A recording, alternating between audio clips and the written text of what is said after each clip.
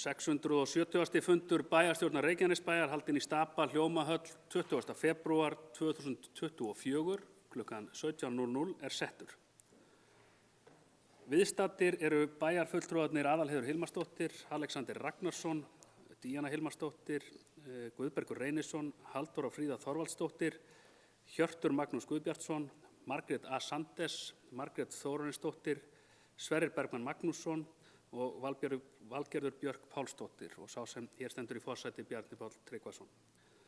Að auki sitja fundinn Kjartan Már Kjartansson bæjarstjóri og Hrefna Gunnarsdóttir ritari. Á dagskrá fundarins eru 6 mál, en þau eru fundargerðir bæjarráðs frá 8. og 15. febrúar 2024, fundargerð íþrótta- og tómstundaráðs frá 13. febrúar síðastliðnum, fundargerð lýðheilsuráðs frá 13. febrúar síðastliðnum, fundargerð velferðarráðs frá 13. febrúar síðastliðnum og fundargerð atvinnu- og hafnaráðs frá 13. febrúar síðastliðnum. Og lokum er það 7. mál fundargerð menntaráðs frá 16. febrúar 2024. Áður en gengið verður til dagskrár vill forseti lesa upp sameiginlega yfirlýsingu bæjarstjórnar Reykjanesbæjar vegna þeirra stöðu sem kom upp hér í samfélaginu þegar lýst var yfir neyðarstigi almannavarna vegna heitavatnsleysis í framhaldi af eldsumbrotum við Sundhnúkagíga þann 8. febrúar síðastliðinn. Yfirlýsingin hljómar svona. Bæjarstjórn Reykjanesbæjar harmar þá stöðu sem kom upp í sveitarfélaginu í framhaldi af eldsumbrotum í Sundhnúkagíg þann 8. febrúar síðastliðinn. Þrátt fyrir þær miklu forvarnir sem búið var að vinna að svæðinu til að vernda mikilvæga innviði. Í kjölfarið var neyðarstigi almannavarna lýst yfir vegna skorts á heitu vatni og var því ástandi ekki aflétt fyrr en 5 sólarhringum síðar. Efst í okkar huga er þakklæti til allra þeirra aðila af landinu öllu sem unnu að því að koma aftur á tengingum og lágmarka frekara tjón. Árangur sem þessi næst ekki nema með samstilltu átaki og þrotlausri vinnu. Það léttir að hvorki í atburðunum sjálfum né í aðgerðum í framhaldi af honum hafi orðið alvarleg slys á fólki. Það skiptir mestu máli. Það er þó ljóst að tjón samfélagsins alls vegna afleiðinga eldsumbrotanna er mikið. Þó ástandið sé nú orðið stöðugt leggur bæjarstjórn Reykjanesbæjar ríka áherslu á að áfram verði unnið að því af fullum krafti að tryggja að viðlíka ástand skapist ekki aftur. Atburðurinn sýndi fram á að dekkstu sviðsmyndir geta raungerst. Aðgerðir og samstaða íbúa, starfsfólk sveitarfélagsins og atvinnuveitenda í Reykjanesbæ skipti sköpum þegar kom að því að lágmarka frekari tjón og áhrif af atburðinum. Fyrir það ber að þakka. Stuðningur hins opinbera, annarra sveitarfélaga og einkaaðila landa allt hafa ekki farið fram hjá okkur.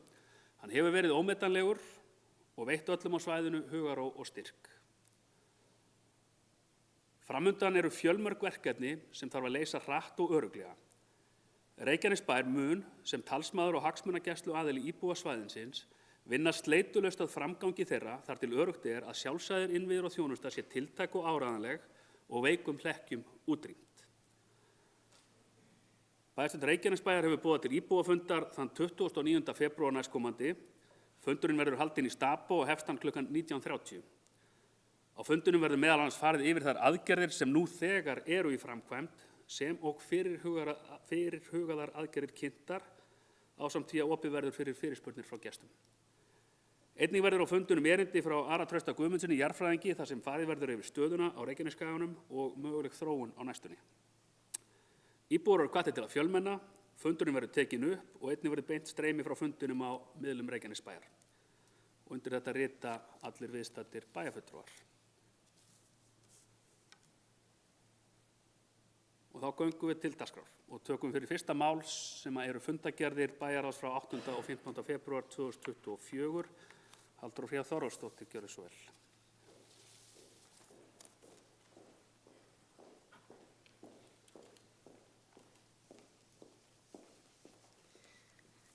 Virðulegi forseti, ég ætla að fara hérna yfir nokkur mál sem við tókum fyrir í þessum fundargerðum sem liggja hér frammi til samþykktar.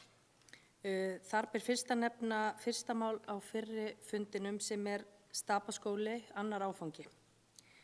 Þarna fengum við Guðlaug Sigurjónsson sem sviðsstjóri umhverfis- og framkvæmdasviðs, Jón Garðar Snædal Jónsson sem eftirlitsmaður nýframkvæmda og Jón Ólaf Erlendsson, eftirlitsmann frá VFSB verkfræðistofu á fundinn en þeir fóru yfir stöðu framkvæmda og horfur af verklókum með okkur. Verkefnið á eftir áætlun en við höfum lagt á það áherslu að þessu stórglæsilega húsi verði skilað til okkar sem allra fyrst en það sem mikilvægara er að húsi verði tilbúið. Steypa í gólfi verður til dæmis að vera komin niður fyrir ákveðið rakastig svo hægt sé að setja á það parkett til að forðast skemmdir og á meðan beðið eftir því að þá stendur yfir vinna við aðra hluti sem hægt að gera á meðan eins og loftræstingu að hengja upp búnað eins og körfur og slíkt. En við lögðum bara á það áherslu á þessum fundi að allt kapp verði lagt á það að klára annan áfanga Stapaskóla sem allra fyrst. Næst það annað mál sem var á þessum fundi en kom líka inn á seinni fundi sem hér til umræðu og það Hlíðarhverfi uppbygging á 3. áfanga. Þarna var Guðlaugur Sigur Jónsson, sviðsstjóri umhverfis- og framkvæmdasviðs ásamt með okkur á fundinum og hann lagði þar fram viðauka við samning á milli Reykjanesbæjar og Miðlands vegna uppbyggingar í Hlíðarhverfi, þeim 3. áfanga eins og kallaður en þessi mál hafa einnig verið í vinnslu umhverfis- og skipulagsráðs.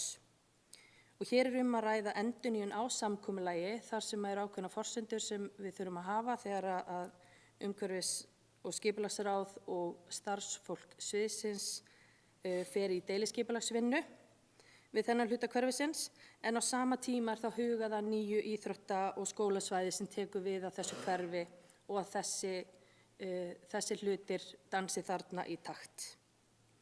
Í 3. máli á þessum fundi, fyrir fundinum var farið yfir framkvæmdir í 88 húsinu en þar var Guðlaugur Sigur Jónsson, sviðsstjóri umhverfis- og framkvæmdasviðs áfram með okkur og með honum var Hreinn Ágúst Kristinsson sem deildarstjóri eignaumsýslu og við fórum þarna yfir að í bæjarráði þann 30. nóvember síðastliðinn samþykktum við viðauka í fjárhagsáætlun fyrir 2023 til að ráðast í nauðsynlegar endurbætur í 88 húsinu en vegna tafa við framkvæmdir og við vorum auðvitað að samþykkja þetta mjög seint á árinu og vegna tafa þá náðist ekki að framkvæma allt sem fyrirhugað var að gera á síðasta ári og því fluttist fjárþörfin yfir og þá eðlilegt að við fáum þetta erindi aftur inn til að samþykkja og vísa þá til viðauka til þessa árs í fjárfestingaáætlun og það það sem við gerðum á þessum fundi.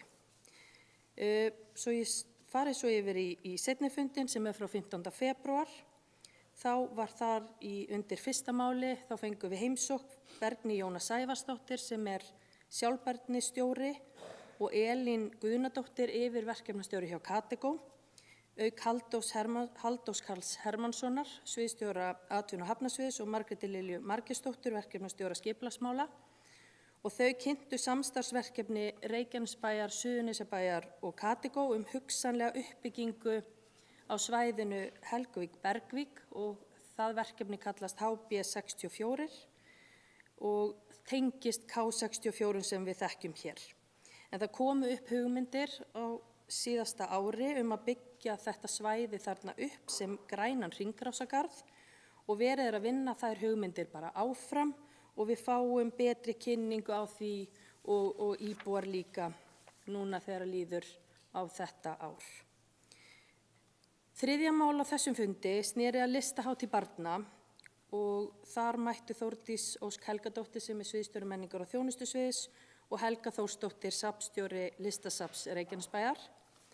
En hér á síðasta fundi bæjarstjórnar var þessu erindi vísað til bæjarráðs.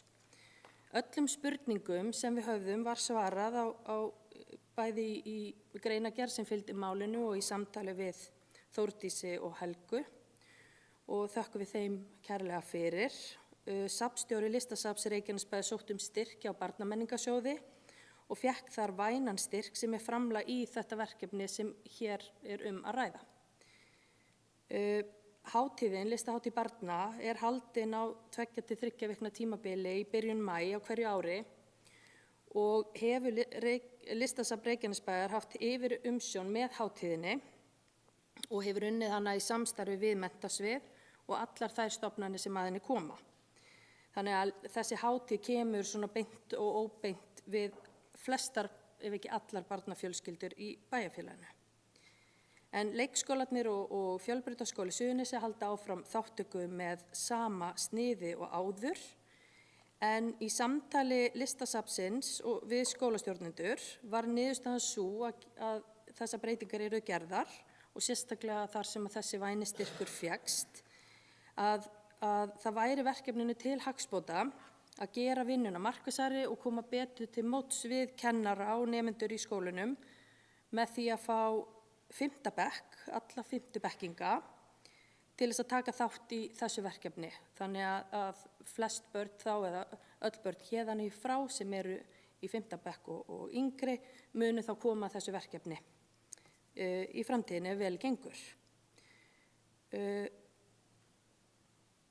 Eins og ég sagði áðan, þá fékk verkefni stóran styrk og með styrknum er hægt að úthluta, það hljómar kannski einkennilega, úthluta einum myndlistamanni í hvern skóla. Og þeir eiga það allir sameiginlegt, að það er búið að ræða við þessa listamenn og þeir eiga allir sameiginlegt að vera ungir, upprennandi og listaháskólagengnir og hafa flestir sýnt sína myndlist í galleríum og söfnum. Og flestir hafa einnig kennt myndlist af einhverjum toga, þannig að það verður mjög spennandi að fylgjast með þessu verkefni. En markmiðið er þá að gefa nemendum tækifæri til að vinna með myndlistamönnum og skapa myndverk eins og þau eru unnin af atvinnufólki fyrir sýningar. Og myndlistamennir og nemendur vinna þá saman að verkinu á 3 mismunandi tímapunktum í skólanum og umsjónakennarar eru þarna með og vinna alveg fram að uppsetningadegi. Þannig að þetta er bara frábært og móttökur skólana voru að þeirra sögn líka mjög góðar, jákvætt viðhorf og góður skilningur á ástæðu breytingarinnar og við lýstum þarna yfir ánægju með þá viðbót sem stendur til að innleiða í listahátíð barna og þökkum Helgu kærlega fyrir hennar framlag til listahátíðar barna hingað til.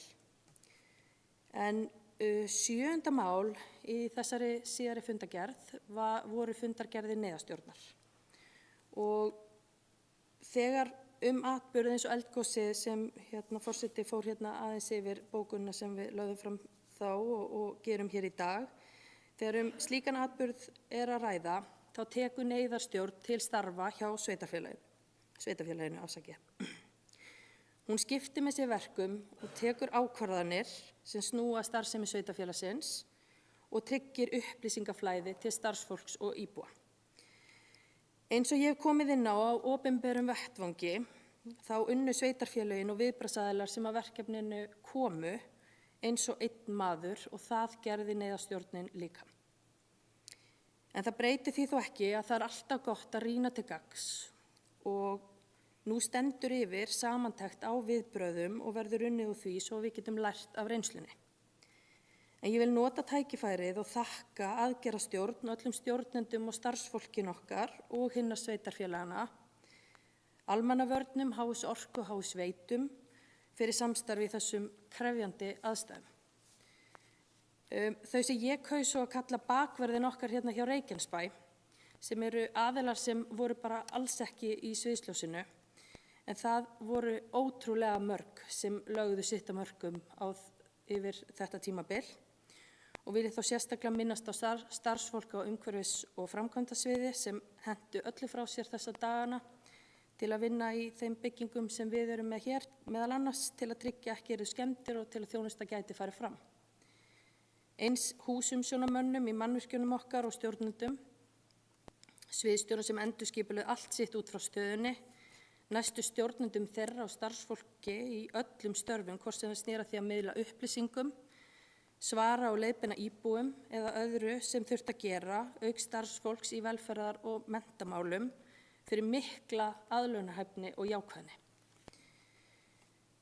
Ég er mjög þakklátt fyrir að búa í samfélagi þar sem það þykir ekkert nema sjálfsagt að við leggjumst öllu árar þegar þörf er á og ég dáist að seiglu samfélagsins okkar. Hún er ekki sjálfgefin. Takk. Takk fyrir þetta og orðið er laust fundagerðir bæjarráðs 8. og 15. febrúar. Margrét Sanders, gjörðu svo vel.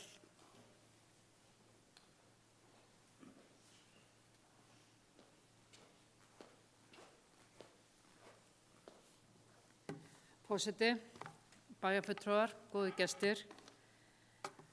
Það nú ekki hægt að koma einna upp öðruvísi en að taka undir flest það sem að formaður bæjarráðs Halldóra Fríða fór yfir. Og vil ég ítreka líka þakkir til allra sem komu þarna að, hvort sem var á vegum bæjarráðs eða annara. Og kom það vel fram í bókun, sameiginlegri bókun allra.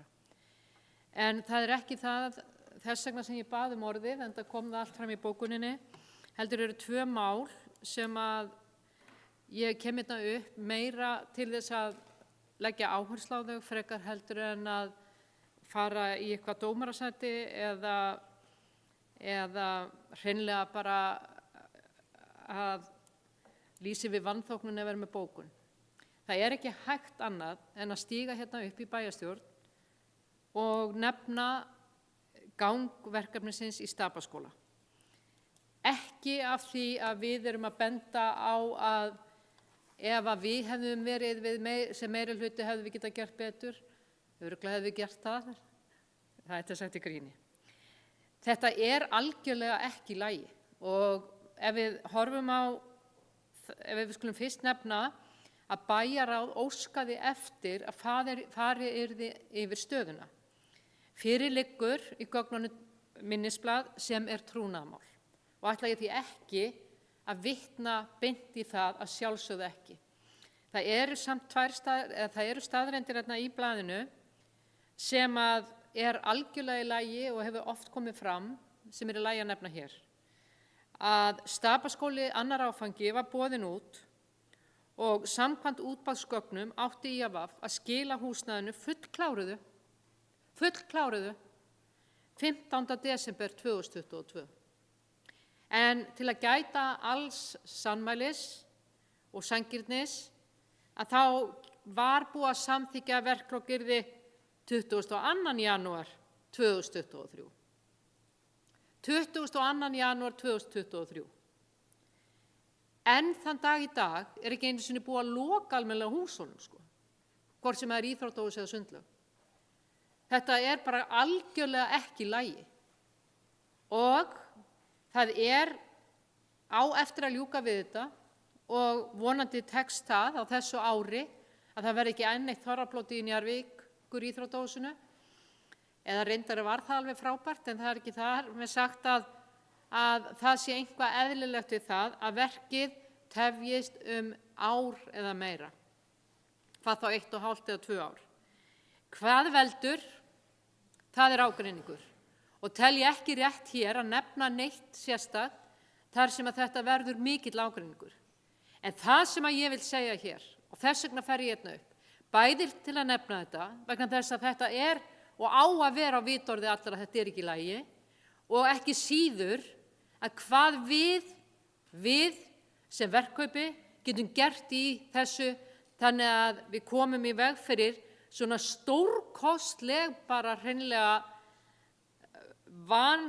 þetta ekki vanskil, en þetta gott að nefna það samt orðið nota vanskil í öðru heldur en það að skila af sér á svona fáralegum tíma. En þetta kallast verkskil. En það orðið lenska, þegar opinbera aðila að ræða og mikið að gera í samfélaginu að það sé bara í lagi að ýta okkur til hliðar. Og ekki nóg með það að flest öll verk fara fram úr. Og núna búið að vera mikil verðbólga, þannig að það örugglega ekki að hjálpa okkur í þessu verki, þó svo að magntölur og annað hafi væntanlega verið í lagi og einhver verð, þá yfirleitt klásuna, og ég ekkert að vitna í neitt minnisblað, varðandi það að það verið að ákveðin fasti þar. Þannig að þetta verður erfitt mál að semja. Annað sem ég langar að nefna, sem ekki síður eitthvað sem ég tel að við þurfum að læra af, það varðandi 88 húsið. Að þar var töf á framkvæmdum, það náðist ekki að framkvæma allt sem fyrirhugað var árið 2023 og þess vegna var fjárþörf sem að búið var að vegna breytingana átti hún að færast yfir í 2024. En það var ekki óskað eftir því, það var ekki gögnum eða neitt þannig að í bæjarráði var sem sagt óskað eftir auka fjármagni í þær framkvæmdir sem í sjálfu sér ekki auka framkvæmdir því að þetta flyttist á milli ára. En það gjörsamlega óþolandi að vera að vinna í fjárhagsáætlun og ekki eyddu við litlum tíma í þessari fjárhagsáætlun. Og við vorum með þumalskrúfu á hverja hvern einasta 100 skall. Og svo bara, 29 milljónir, það glemdist. Þannig að við verðum bara að gera betur. Og þess vegna finnst mér ástæða til að stíga hérna á stokk, bara fara hérna í ræðustól og nefna þessi 2 dæmi. Takk.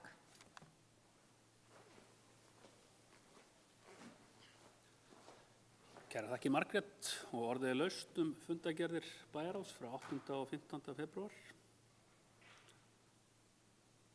Guðbergur Reynisson, gjörðu svo vel.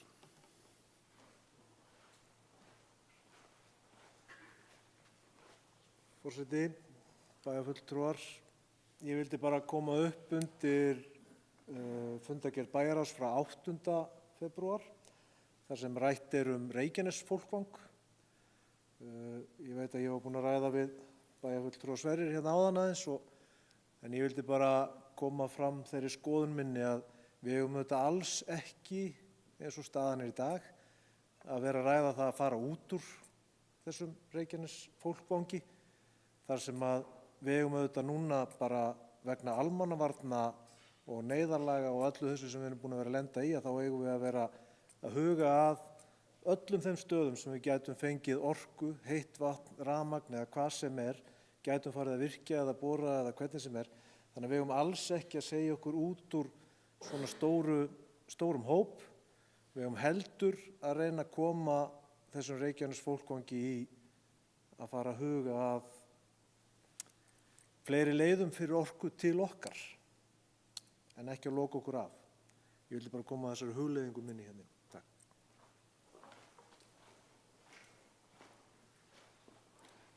Takk fyrir. Næstur við biðjum orðið Sverrir Bergmann Magnússon, gjörðu svo vel. Forseti og herri bæjarfulltrúar, takk fyrir þessar fyrirspurnir, Guðbergur Reynisson, bæjarfulltrúi. Staðan þannig núna, ég fulltrúi Reykjanesbæjar í stjórn Reykjanesfólksvangs og nú Reykjavík að segja sig út úr Reykjanesfólkvangi sem að þýðir það að helmingur fjármagn sem fyrir þessa stjórn að fara á borðinu. Við eigum ekkert landsvæði innan Reykjanesfólkvangs, þarna 70% í eigu Grindvíkinga, 20% í eigu Hafnfirðinga og svo held ég 10% í eigu Garðabæjar. Og núna þeir bæir sem eru ekki með landsvæði innan þessa fólkvangs að skoða að fara út úr honum. En það ekki búið að taka ákvörðun innan allana frá Reykjanesbæ og þess vegna gott að fá allar svona vangaveltur og allt upp á borðið. Af því að á næsta fundi hjá Reykjanesfólkvangi þá býst ég við að verði ansi mikil úrsögn úr fólkvanginum og gott að hafa þannig allar upplýsingar og allt á borðinu. Þannig ég þakka bara fyrir þessa vangaveltur og ég hef þar hjá mér fyrir næsta fund. Takk.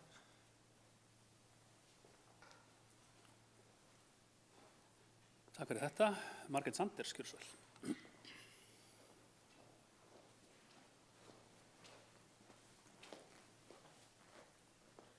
Forseti, bæjarfulltrúar, góðu gestir. Já, mér langar bara að nefna varðandi Reykjanesfólksvang að Sverrir, okkar fulltrúi í stjórninni, var með frábæra kynningu varðandi Reykjanesfólksvang á fundi bæjarráðs og skýrði vel út málið og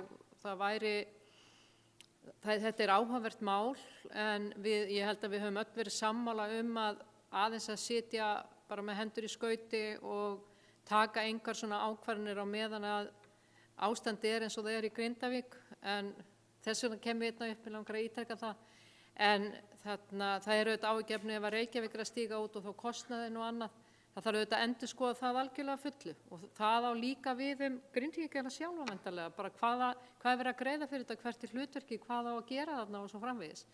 Þannig að ég fagna því að fulltrúi okkar í stjórn Reykjanes fólksvangs hafi allavega ruggað aðeins bátnum hérna með þetta og kynnt sér málið vel og síðan þegar það tímabært að þá tökum við umræðan það eigum að vera, eigum að fara, eigum að sameina þetta með eitthvað annað og svo framvegis. Þannig að það bara seinni tíma mál. Takk.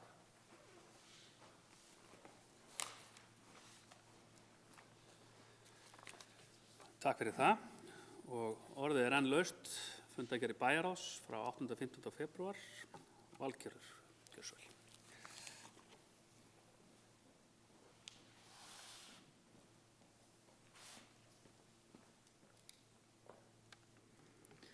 Virðulegi forseti, bæjarfulltrúar, bæjarstjóri og gestir. Ég vil byrja á því að taka undir með þeim bæjarfulltrúum sem að tjáðu sig mál nr. 7 á seinni fundi Bæjarráðs sem fundargerði neyðarstjórnar. Ég vil taka sér undir bara þakkir til starfsfólks Reykjanesbæjar og annarra viðbragðsaðila og ég vil líka þakka formanni Bæjarráðs sérstaklega fyrir hennar framkomu í þessu máli og góða upplýsingagjöf bæði til okkar og til almennings. Í gærkvöldi þegar ég var að fara að reyna að skrifa ræðu þetta því að þetta er náttúrulega fyrsti fundurinn okkar eftir hörmungarnar sem gengu hérna yfir fyrir viku að þá svona, við séum ekki alveg hvað ég ætti að segja. Þið hafið náttúrulega komið inn á ýmislegt hérna og þannig að ég svona, ræðan kom til mín á smá svona óhefðbundinn hátt og ég ætla með leyfi forseta að fá að flytja hana í bundnu máli. Nú óvissu stig hefur gripið mig, hugsað Grindavík með hlýju, samfélag sem þar vonandi rís að nýju. En við bíðum svara, svo hávær þögnin, á endanum hún þurfti að fara í sundur, elsku lögnin. Spennandi var fyrsta gos, síðan að verða 7. Í óvon við ennþá bíðum eftir Suðurnesjalínu 2. Vonir við bindum við lághita svæðin því ekki stóðst hún áhlaupið Njarðvíkur æðin. Í hjávitu aðgerð lögnin var sett, stóð sem hæst vetur harður. Næsta spurningar heldur létt, hvar rís næsti varnargarður? Hjá hitaveitu mistum við völd, sitjum eftir bæði blöng og köld. Hlýja mér við rafmagnsofn í öllum mínum klæðum, hugsa þá þann sem sagði við einkavæðum. Vott af gagnrýni við höfum átt sæta, margt gekk vel en annað má bæta. Saman við finnum lausn á því, áður en ríkur úr næsta gíg. Mun stríðið kalda því á endanum valda, eins og í Þýskalandi forðum, setjast fólk að sameiningaborðum. Saman við stöndum Suðurnesjamenn og segjum eftir 1000 ár, hér erum við enn. Takk.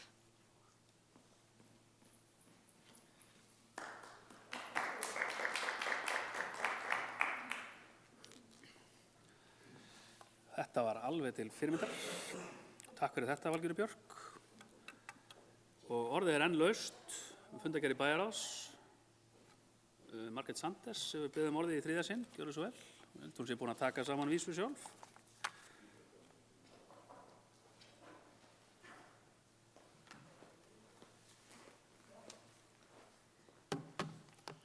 Það verður að segjast eins og það alltaf skemmtilegt. Forseti, góði bæjarfulltrúar, mér svo mikið að ég gleymdi að ávarpa forseta og ykkur og góða gesti. Þetta var skemmtilegt, en innihaldi var mér ekki að skapi. Þarna verið að róa því og segja að hái sveitur sé ekki að standa sig. Og af því að þeir eru í eigu meirihluta Reykjanesbæjar, þar sem öll önnur sveitarfélög sást í iljarnar og fór í burtu og seldu og ríki líka, að þá sitjum við eftir á megum ekki einu sinni selja þó við viljum það. Og restina, 48% eiga lífeyrissjóðirnir sem eru sem sagt einkavæddir, er það ekki við? 2%. 2% á einkaaðili í hái sveitum. 2%. 50,1% á Reykjanesbær. Gleymi 0,1% sem Suðurnesjabær hélt eftir. Fjárfestingar hjá Háveitum versus fjárfestingar hjá veitufyrirtækinu sem Orkuveitan á, veitur eru í 100% í opinberri eigu, 100%. Veitur hafa fjárfestingar hjá Veitum hafa verið helmingi meiri heldur en hjá opinbera fyrirtækinu. Og svo kemur halleluja, best er að láta ríkið, eins og margir voru á Facebook þegar neyðarástand var á svæðinu, best er að láta ríkið taka þetta. Ríkið hefði örugglega byggt upp Reykjanesvirkjun sem HS Orka, sem í 50% eigu lífeyrissjóðanna, sem eru við hér, og 50% í eigu einkavondu aðilana. Þeir eru búin að fjárfesta 19 milljarða bara á síðustu árum. Þeir eru búin að byggja upp heila virkjun, Reykjanesvirkjun. Þar sem var hægt að keyra auka rafmagn á svæðið. Það sem gerðist, sem eitt af því sem var gagnrýnt, að það hefði ekki verið neitt gert í rafmagni og viðhaldi á rafmagni í Reykjanesbæ. Það bara ekkert gert. Það bara verið að borga Reykjanesbæ sem við eigum að standa vörð Og þessi meirihluti búin að vera með stjórnarformennsku í 8 ára eða eitthvað svoleiðis.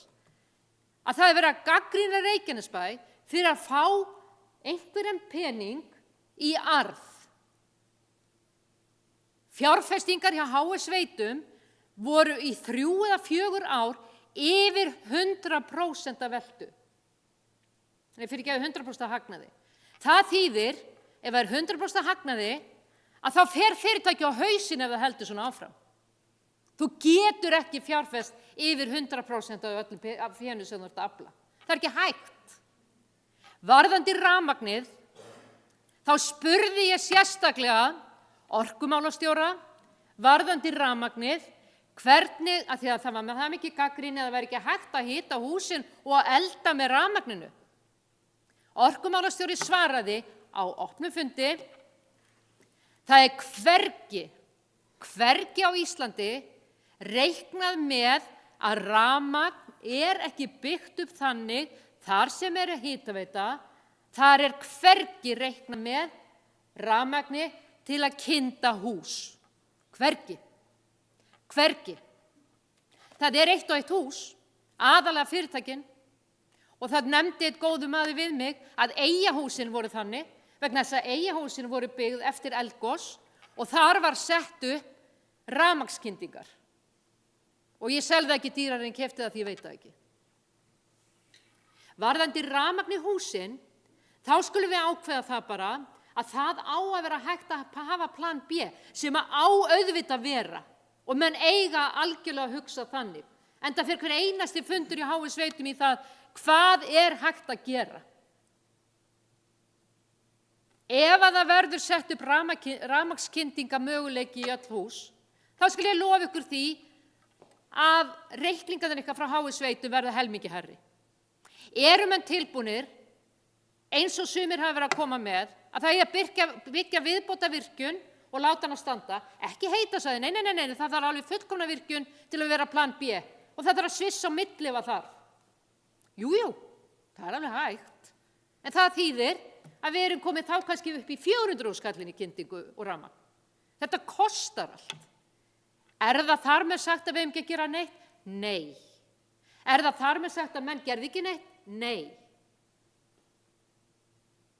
Bæjarstjórinn okkar, meðal annars, stóð sér frábærlega í því ásamt vondu einkaaðilunum, Veitum, ég skil nú ekki að hverju vera að tala þá sem einkaaðila, og vondu einkaaðilunum, HS Orku og fleirum, að setja vara og aðalega með Veitum og með ríkinu, að setja varavatnsafl, tengja varavatnsaflslögn hér, þannig að við hefðum vatn ef að Svartsengi fer. Það sem væri hægt að gera margs konar. Við skulum ekki gleyma því að þrátt fyrir að HS Orka hefur, eða veitur þeirra, hafa lítið verið að fjárfesta í samanburði okkur. Ef að þeir og við myndu fara sameiginlega í að hafa kerfi þannig að við getum svissa á milli ef annað fer undir, því að hengillinn getur farið undir. Þá er það gríðarlega aðgerð, en það er alveg möguleiki, hugsanlega kannski. En mér finnst bara skipta máli að við stöndum stolt og stöndum með HS Veitum, stöndum með okkar góða fólki sem hefur unnið frábært starf og mér var grátur í huga, bara mér langaði til að fara að gráta þegar ég vissi hvað menn voru að gera þessa daga þegar að við sátum í kulda, en samt bara allt í lagi hjá flestum. Að þá voru menn að eyða tímanum í hreinlega að hakka í sig fyrirtæki sem þetta fólk vann hjá. Og það tók það persónlega. Það var svoleiðis. Þetta var ekki tíminn. Er það tíminn núna að gagnrýna? Örugglega, það má alltaf gagnrýna og skiptast á skoðunum. En það er bara það sem verður og fer alltaf mikið í skapið á mér þegar svona mál komu upp, það er að halda það að ríkið geri hlutina svo frábærlega vel og hið opinbera. Eins og sjá má, horfiði á þegar lífeyrissjóðirnir, sem að þið kalli enga, ef þið horfið á rekstur HS Veitna og HS Orkuveitunar segi ég, eða fjárfestingarna sem HS Orka hefur farið með fullt af einkaaðilum þar, en 2% í HS Veitum pluss lífeyrissjóðirnir, þá skulum við bera sama fjárfestingarnar. Ég vil bara þakka hreinlega góðri stjórn HS Veitna sem í eigu okkar. Við erum með langt yfir í eigið fé heldur en sambærileg fyrirtæki og það hefur margoft verið talað það á stjórnarfundu með fjármálasérfræðingum að eigið fé sé sterkt og þetta sterkt fyrirtæki. En Reykjanesbær gat keypt og hafði forkaupsrétt á 15% eignarhlut sem Hafnarfjörður seldi á síðasta kjörtímabili. 15% sem að á þeim tíma þá vorum við nýbúin að fá út úr svoköllum magmabréfum sem að menn hefðu haft til lógalagt að nota til að kaupa þetta. Við vorum öll sammála því að það dugar okkur að eiga meiri hluta í HS Veitum. Borgum frekar niður skuldir, byggjum eins og fyrrum formaður bæjarráðsseði fyrir eigið fé, Stapaskóla, heldur en að kaupa meira í HS Veitum. Ég vildi að þetta kemur fram. Takk.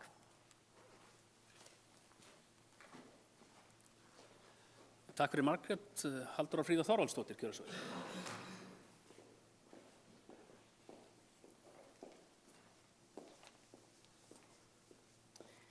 Virðulegi forseti. Ég veit ekki alveg hvar ég á að byrja, en kannski bara af því að bara í þessu verkefni öllu saman sem við höfum verið í, þá hefur bara verið algjör samstaða, hvort sem við erum að horfa til bæjarráðs, bæjarstjórnar, við höfum verið mjög duglega að upplýsa inn hvað ákvarðanir verið að taka. Samstaða með öllum þessum aðilum sem hafa komið að þessu verki. Það sem hefur kannski þurft að gera er að útskýra líka, og ég veit að bæjarfulltrúi Margrét Sanders þekki það bara mjög vel, munin á HS Orku og HS Veitum. Að bara svona smá söguskýring. HS Orka útvegar okkur orkuna úr Svartsengi og HS Veitur sjá svo að veita henni bæði rafmagninu og vatninu til okkar. Þannig að þetta er bara sitt hvor hluturinn. Ég veit nú ekki, það er kannski mismunandi túlkunaratriði á ljóði bæjarfulltrúa Valgerðar hér áðan, en ég tók því allavega þannig fyrir mitt leyti að þetta var bara upplifun bæjarfulltrúans í bundnu máli og ekki til að fara í að skýta einhvern út eitthvað sérstaklega, og þess þá heldur HS Veitur sem að ég fekk nú að lesa þetta yfir bara til þess að ég mæli kannski með því bara að bæjarfulltrúi Valgerður deili þessu ljóði með öðrum bæjarfulltrúum svo þess að þetta lesa þetta aftur í gegn. En þar er kannski freka verið að vísa í ef eitthvað, það er kannski líka túlkunaratriði, verið að vísa til HS Orku en ekki HS Veitna. Þannig að bara, ég held að þetta sé bara einn stór misskilningur sem að hér kemur fram. Ég skildi þetta allavega ekki, svo ég segi það enn á ný, sem gagnrýni á HS Veitur, bara alls ekki, og það okkur öllum frjálst að tjá okkur hvað okkur finnst eignarhald á félögum, þannig að bara, já, ég eiginlega bara svolítið hissa. Ég skil að Margrét, sem bæjarfulltrúi Margrét sem situr í stjórn HS Veitna, standi hér. Ég allavega, það líka mín upplifun og túlkun af hennar orðum að standa vörð þá starfsemi, og ég skil það fullkomlega og tek undir það, en ég verð að segja bara með við alla samstöðu sem hefur verið okkar á milli, að þá finnst mér kannski aðeins svona, já, að túlkunin var nokkuð sterk og það er ekki það sem ég tek út úr þessu ljóði. Takk.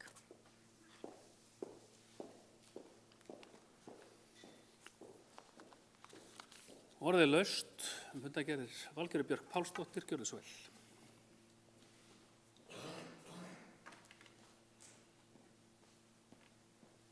Virðulegi forseti, bæjarfulltrúar, bæjarstjóri. Já, þetta átti bara að vera svona létt samantekt á umræðinni. Þetta var ekki djúpar skoðanir mínar á eignarhaldi HS Veitna eða HS Orku, og var ég vissulega átti við hitaveitu svona í víðum skilningi, ekki HS Veitur, en það skrifaði ég það ekki. Já, ég veit eiginlega ekki hvað ég get sagt meira. Mér finnst alveg fín, ég upplifi líka eins og bæjarfulltrúar Margrét hafi verið að taka saman líka sem sagt umræður í bara þjóðfélaginu og á samfélagsmiðlum og það sem við höfum verið að ræða. Að það hefur verið viðbrögðin, ekkert endilega kannski nákvæmlega orðin sem áttu bara meira að vera til gamans. Takk.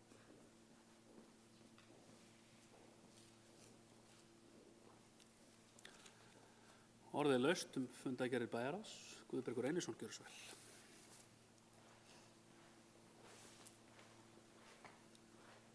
Forseti, bæjarfulltrúar, eftir þessa umræðu þá þess þá heldur þurfum við auðvitað að passa að fara bara alls ekki út úr Reykjanes fólkvangi.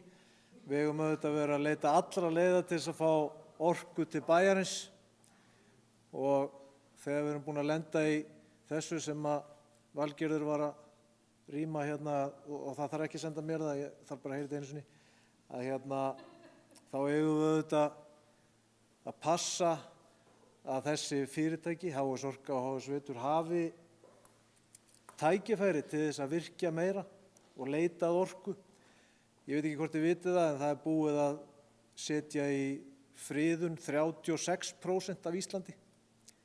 Við erum að tala að við ætlum að fara í rafmagn 2040, 2030, 2040 held ég að vera síðast, og hætta með dísilolíu, en við erum að hlaða rafmagnsbíla á dísilrafstöðum. Við höfum auðvitað verið að leita allra leiða, og þess vegna þurfum við að halda öllum möguleikum opnum.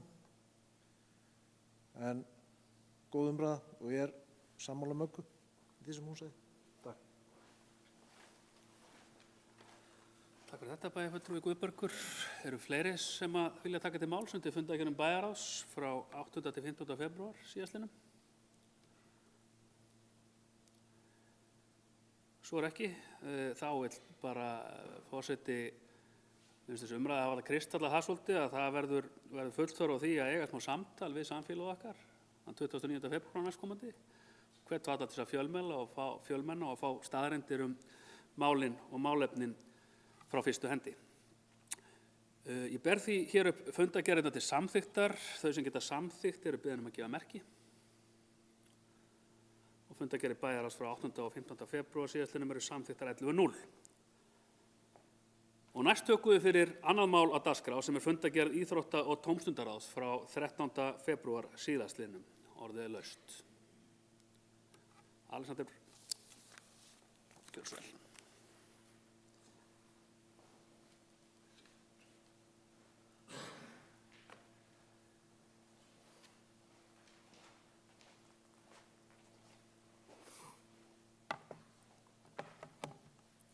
Forseti, bæjarfulltrúar, ég kem hér upp undir fundargerð Íþrótta- og tómstundaráðs og hér undir lið 5 skipulag íþrótta- og skólasvæðis við afreksbraut.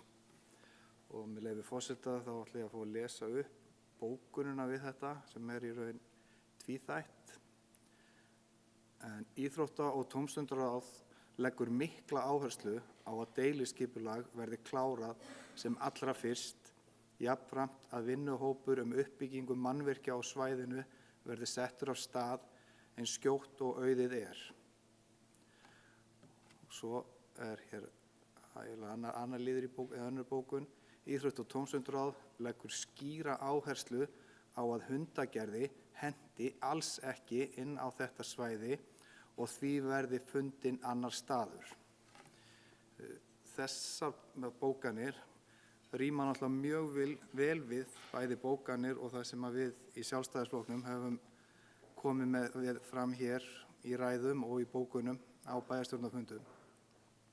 Og það bara gríðarlega mikilvægt að það verði farið í þessa skipulagsvinnu og hún kláruð áður en að við förum að hleypa einhverjum, hvort sem það eru byggingar eða einhver annað inn á þetta svæði. Því þetta, eins og við erum að tala í dag, á að vera framtíðar íþróttasvæði í Reykjanesbæ.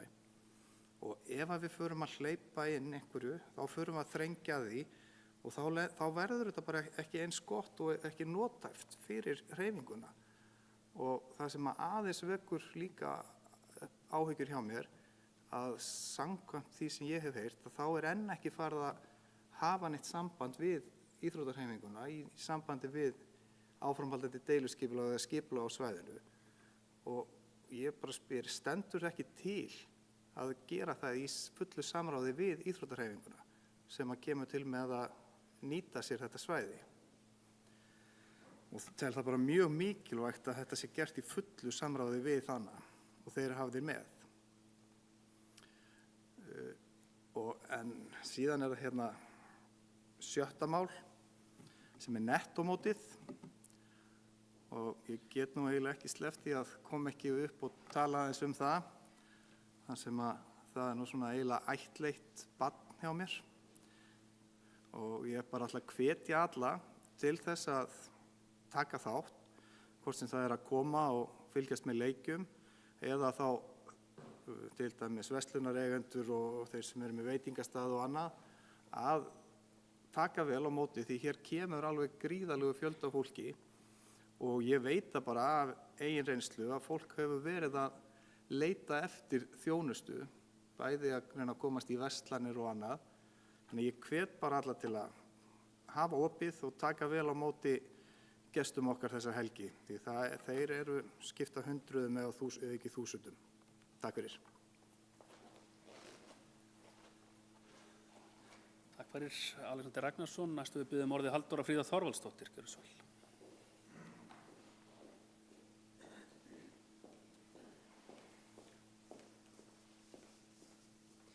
Virðulegi forseti, ég þakka bæjarfulltrúa Alexander fyrir líka bara svona vangaveltur varandi íþróttasvæðið og við vorum nú einhver okkar á aðalfundi Keflavíkur í gærkvöldi þar sem við vorum einmitt að ræða þessi mál, en bara svona til þess að fara aðeins örlítið aftur í tíman að þá náttúrulega við fengum skýrslurnar í maí í fyrra inn í bæjarráð uppbyggingu íþróttamannvirkja og endurnýjun rekstrarsamninga. Núna 1. febrúar, það ýmislegt búið að gerast auðvitað þarna í millitíðinni, en núna 1. febrúar þá tókum við formlega inn minnisblað sem ég sem formaður bæjarráðs lagði þar inn, en ég veit að við tölum öll sama í einum rómi, ef svo má segja, að við viljum að þetta gangi fyrir sig hratt og vel. Við vitum að svona skipulagsvinna tekur tíma og staðan bara nákvæmlega þannig núna, við erum búin að ýta á eftir því að deiliskipulagsvinna við íþrótta- og skólasvæði við afreksbraut fari að stað samhliða deiliskipulagsvinnu í Hlíðahverfi 3, þannig að það liggur á borði umhverfis- og framkvæmdasviðs og þá í samvinnu við umhverfis- og skipulagsráð að fara í þá deiliskipulagsvinnu. Þannig að það frumforsenda fyrir því að við getum hafist handa. Við erum að vinna út frá því konsepti sem slettunarforseti sem kynnt var þegar að skýrslurnar voru lagðar fram og það stendur til að nýta það svæði sem þar var kynnt undir þessa starfsemi og hentar það vel með íbúasvæði þar fyrir aftan. Þannig að alla forsendur eru ennþá bara til staðar og sjálfsögðu eins og við ræddum á aðalfundi Keflavíkur í gær að leið og hönnunarvinna fer af stað og við settum fjármagn í það á þessu ári að þá verða allir hagaðilar ekki dregnir, það þarf ekki að draga neitt að borðinu en það verða allir fengnir að borðinu til þess að vinna þetta í sameiningu. Bara eins og við gerðum svo með íþróttahúsið í Stapaskóla. Og við þurfum að gera það enn betur þarna, það eru fleiri deildir undir auðvitað. Þannig að já, það verður mikil samvinna þegar kemur að hönnun á þessu svæði. Undirbúningu við deiliskipulagsvinnu eftir því sem við best vitum hafin. Við erum að samþykkja hér ákveðna forsendu deiliskipulags, við gerum það hér áðan, ákveðna forsendu deiliskipulags í Hlíðahverfi 3. Þannig að allt þetta helst í hendur. Þannig að nú fer þessi vinna bara á fullt og 1. febrúar eins og ég sagði þá verður þetta tekið fyrir mjög formlega inn í bæjarráði. Daginn eftir, 2. febrúar, tekur uppskráð þetta inn á sinn fund og þeirra bókun var með leyfi forseta umhverfis- og skipulagsráð veitir heimild til að vinna tillögu að deiliskipulagsbreytingu í samvinnu við skipulagsfulltrúa íbúa og notendur svæðisins og málið þar heitir íþróttasvæði Njarðvíkur deiliskipulag, þetta er auðvitað íþróttasvæði við Afreksbraut og íþrótt- og tómstundar að bóka einnig þetta á fundi sínu 13. febrúar, skipulag íþrótt- og skólasvæðis við Afreksbraut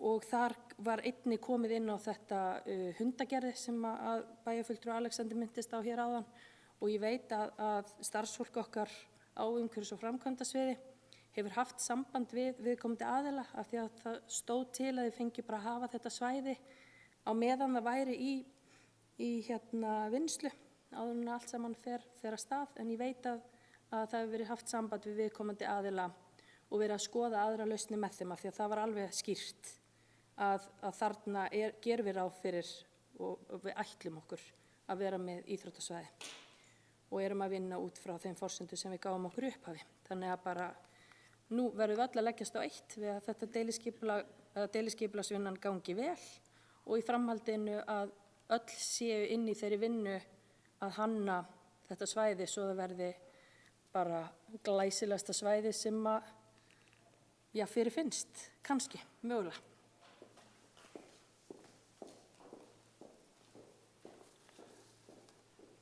Orðið laust fundagerð íþrótta- og tómstundaráðs. Guðbergur Reynisson, gjörðu svo vel.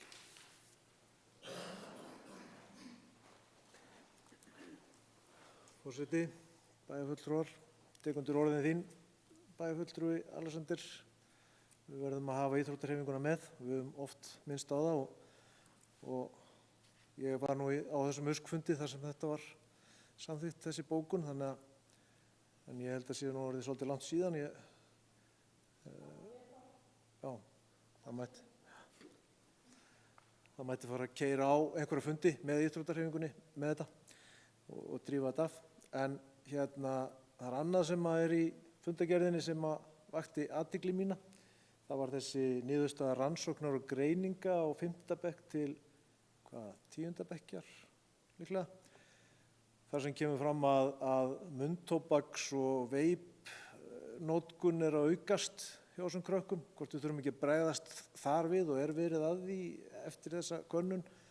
Og svo var annað sem vakti athygli mína meira en annað í þessu, að það var að 50% þessara ungmenna hafa ekki huga á að búa í bæjarfélaginu í framtíðinni. Er það ekki eitthvað sem við þurfum að skoða? Takk fyrir. Takk fyrir Guðbergur. Halldóra Fríða Þorvaldsdóttir, gjörðu svo vel.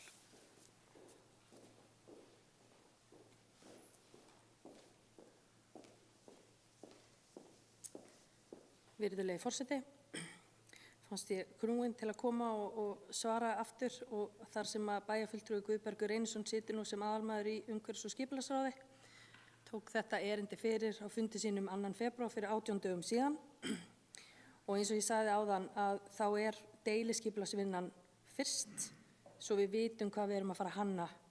Þannig að íþróttafélögin viti það að við þurfum að farast í deiliskipulagið og hver veit, kannski gengur það bara vel og við erum komin vel á stað þó að sé ekki búið að samþykkja og kannski verður hægt að hefja einhvers konar fundi, hugmyndafundi fyrr.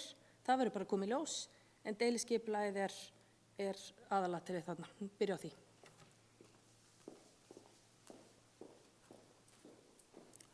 Takk fyrir. Orðið er laust fundargerð Íþrótta- og tómstundaráðs frá 13. febrúar. Það ekki fleiri sem óska eftir að taka til máls og því ber ég fundargerðina upp til samþykktar. Þau sem samþykkt geta eru beðin að gefa merki. Og fundargerðin er samþykkt 11:0. Næst á dagskrá er 3. mál. Fundargerð Lýðheilsuráðs frá 13. febrúar. Orðið er laust. Margrét Þórarinsdóttir, gjörðu svo vel.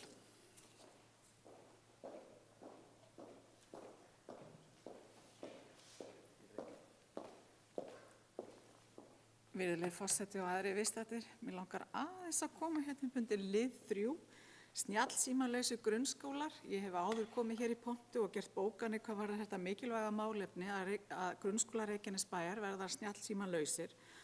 Og ég bara tek heilshugar undir Lýðheilsuráðs sem að ítreka ósk sína að lögð verði fyrir viðhorfskönnun snjallsímalausa grunnskóla til nemenda í grunnskólanum Reykjanesbæjar og forráðamanna þeirra. Takk fyrir. Kærar þakkir, Margrét. Orðið er laust fundargerð Lýðheilsuráðs frá 13. febrúar síðastliðnum.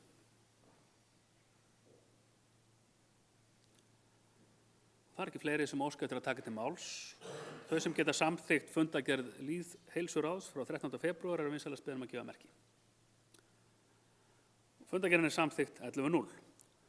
Þá er komið að 4. máli fundarins. Fundargerð velferðarráðs 13. febrúar 2024. Díana Hilmarsdóttir, gjörðu svo vel.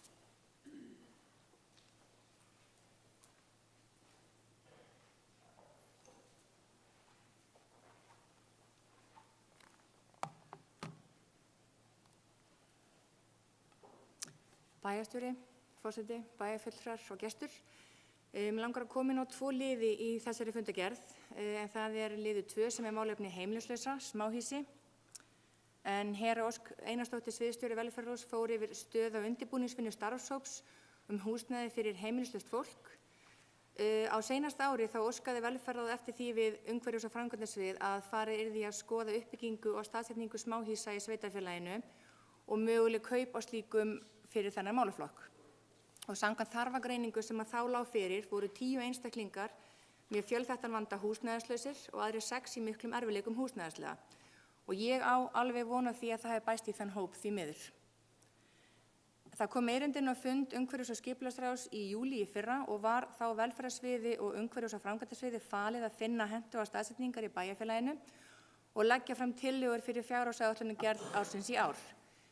Fjárveiting til verkefnisins á þessu ári er 50 milljónir og ég veit að þetta erindi verður tekið fyrir aftur á fundi umhverfis- og skipulagsráðs núna 23. febrúar næstkomandi. Það hefur verið dregin upp tímalína sem hljóðar á þann veg að undirbúningsvinna fari fram núna frá janúar til júní, að framkvæmdatími hefjist í ágúst-september og að fyrsta áfanga verði lokið ásamt því að fyrstu húsin verði tekið í notkun fyrir áramótin. Ég vil nefna að það eru 2 smáhýsi nú þegar til staðar í sveitarfélaginu og hafa verið frá árinu 2019 og þau hafa reynst mjög vel. Ég vil ítreka mikilvægi þess að þetta verkefni sé unnið hratt og fumlaust enda þörfin mjög mikil. Og mér langar líka að biðla til allra þeirra sem að þessu verkefni koma sem og bæjarbúa að taka vel í þetta þarfa og brýna verkefni. Við þurfum að tala vel þetta verkefni og mögulega staðsetninga þess. Það er verið að vanda til verka og ég treysti því starfsfólki sem kemur að þessu fyllilega til þess að finna hentugar staðsetningar. Við erum hér að ræða okkar minnstu bræður og systur og það þarf að nálgast þetta mál af virðingu og kærleika. Svo langar mig líka að koma inn á lið 7 sem mælaborð og tölulegar upplýsingar. Og það ánægjulegt að segja frá því að þetta 3. fundargerðin í röð frá velferðarráði þar sem að það fjárhækkun fjárhagsaðstoð. Í janúarmánuði voru það 282 einstaklingar sem fengu greidda fjárhagsaðstoð á móti 341 í fyrra. Takk. Kærar þakkir. Næst hefur beðið orðið Aðalheiður Hilmarsdóttir. Gjörðu svo vel.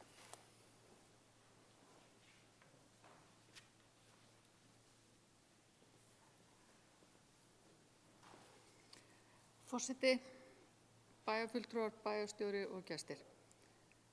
Ég kem undir lið vegna spurninga Sjálfstæðisflokksins í lið 3 í fundargerð velferðarráðs vil ég lesa svörin.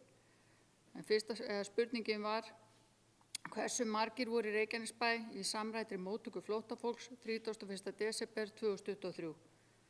Og svarið við þeirri spurningu 31. desember 2023 voru 264 einstaklingar í þjónustu í samræmdri móttöku flóttafólks. Önnur spurning hljóðaði svo: hefur fjölda umsækjenda alþjóðavernd sem dvelja í Reykjanesbæ fækkað frá júní 2023 og þá hversu mikið? Og svarið við þeirri spurningu: í júní 2023 voru 1215 umsækjendur alþjóðlega vernd. Í desember 2023 voru 1119 manns sem dvelja hér í Reykjanesbæ. Fækkun því 96 manns á þessu tímabili.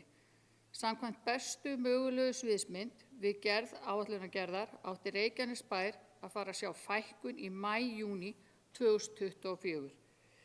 En samkvæmt raunhæfustu sviðsmyndinni sem dregin upp þá ekki talið líklegt að það myndi nást fyrr en í október-nóvember 2024.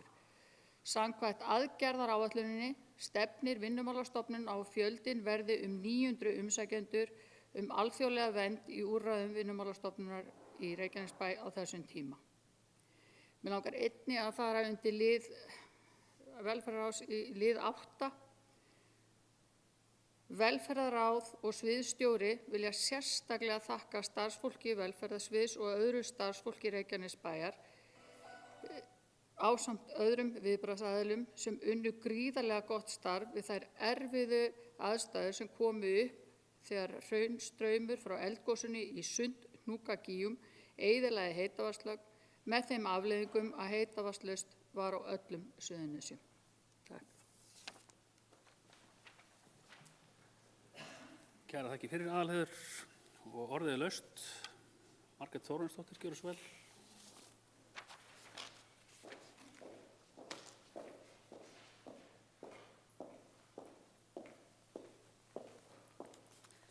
Virðulegi forseti og aðrir viðstaddir. Já, mér langar að koma hérna undir lið 3, samræmd móttaka flóttafólks. Nú stefnir í það að meiri hluti Samfylkingar, Framsóknar og Birna Leiðar ætli að endurnýja samning við félags- og vinnumarkaðsráðuneytið samræmda móttöku flóttafólks.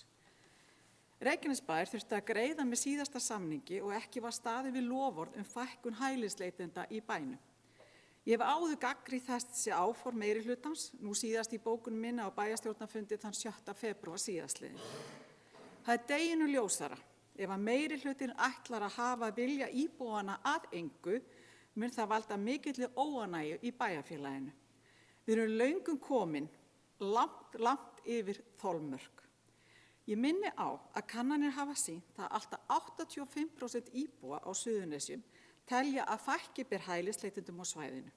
Ég óska að þetta verði bókað. Guðbergur Reynisson, gjörðu svo vel.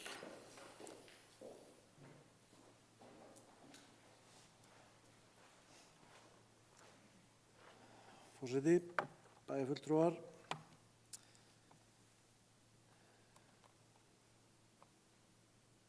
Ég kem hérna undir lið 3 í fundargerð velferðarráðs. Þann 9. janúar síðastliðinn lögðu við sjálfstæðismenn svohljóðandi bókun og ég les hana aftur. Samningur var gerður á milli Reykjanesbæjar og félags- og vinnumarkaðsráðuneytis samræmda móttöku flóttafólks í október 2022 en þar kemur fram að fækka átti flóttafólki úr 300 í 150 á árinu 2023. Í júní síðastliðnum var undirrituð aðgerðaáætlun milli félags- og vinnumarkaðsráðuneytis, Vinnumálastofnunar og Reykjanesbæjar, meðal annars með það markmið að draga úr fjölda umsækjenda alþjóðlega vernd sem dvelja í Reykjanesbæ á vegum Vinnumálastofnunar. Sjálfstæðisflokkurinn hefur áður lýst yfir áhyggjum sínum markmið áætlunarinnar næðust ekki og óskar því svara við eftirfarandi. Fyrsta, hversu margir voru í Reykjanesbæ í samræmdri móttöku flóttafólks 31. desember 2023 og annað, hefur fjölda umsækjenda alþjóðlega vernd sem dvelja í Reykjanesbæ fækkað frá því í júní 2023 og þá hversu mikið. Og þessari bókum var svo svarað á bæjarstjórnarfundi núna og í velferðarráði. Og í fyrirspurn Sjálfstæðisflokksins 9. janúar sem var svarað að það kemur fram að fækka átti í samræmdri móttöku, fyrirgefðu. Þetta aðeins að hlaupa hérna frá mér. Ég vil því setja aðra bókun núna og hún svo. Í fyrirspurn Sjálfstæðisflokksins 9. janúar 2024 sem svarað í velferðarráði 13. febrúar síðastliðinn kemur fram að fækka átti í samræmdri móttöku flóttafólks úr 300 niður í 150 árið 2023 en raunin að 31. desember 2023 voru 264 í samræmdri móttöku og því hefur fækkunin einungis verið 36 einstaklingar.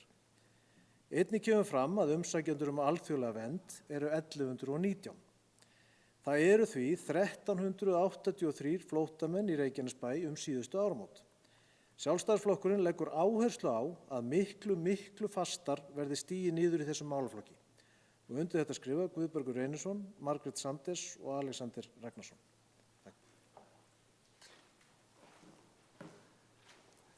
Kæra þakki fyrir Guðbergur. Næst við biðjum orðið Halldóra Fríða Þorvaldsdóttir.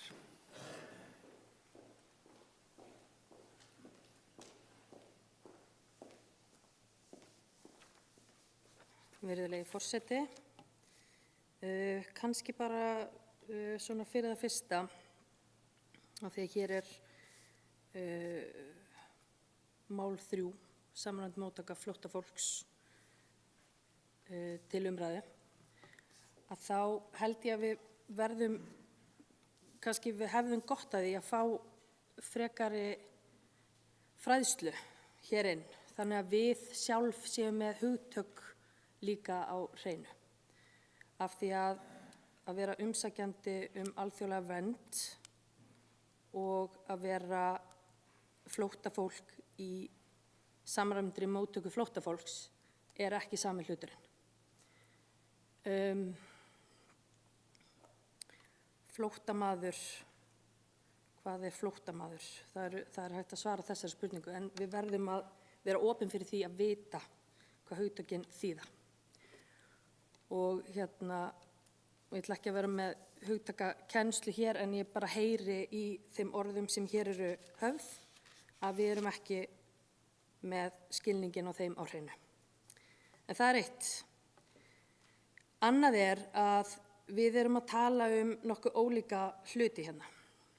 Og annar hluturinn kannski þessi samningur samræmda móttöku flóttafólks. Þá erum við að tala fólk sem bara komið með kennitölur. Fólk sem komið með stöðu, komið með leyfi til að vera í landinu, búið að fá niðurstöðu í sínum málum og eru bara orðnir íbúar í sveitarfélaginu. Þannig að við megum ekki rugla þessu saman við þá sem eru umsækjendur alþjóðlega vernd. Staða þeirra í landinu mjög ólík. Það að við erum að fækka, það auðvitað ekki búið að gera þennan samning, hann ennþá bara til umræðu. Og þeir aðilar, einstaklingar, fjölskyldur sem eru undir þessum samningi eru, eins og ég segi, íbúar í Reykjanesbæ með kennitölur og með leyfi til að vera á Íslandi. Bara rétt eins og fólk sem flytur hingað einhvers staðar annars staðar af landinu. Við erum að tala hér að það kemur hérna fram í hérna bókun D-lista í bæjarstjórn 9. janúar með leyfi forseta, bara aðeins að grípa inn í það. Þar kemur fram að fækka átti flóttafólki úr 300 í 150 árinu 2023. Já, það voru væntingar það voru væntingar til þess. Nú er búið að svara því að 31. desember voru 264 einstaklingar. Klárlega færri en 300, 264 inn í þessum samningi.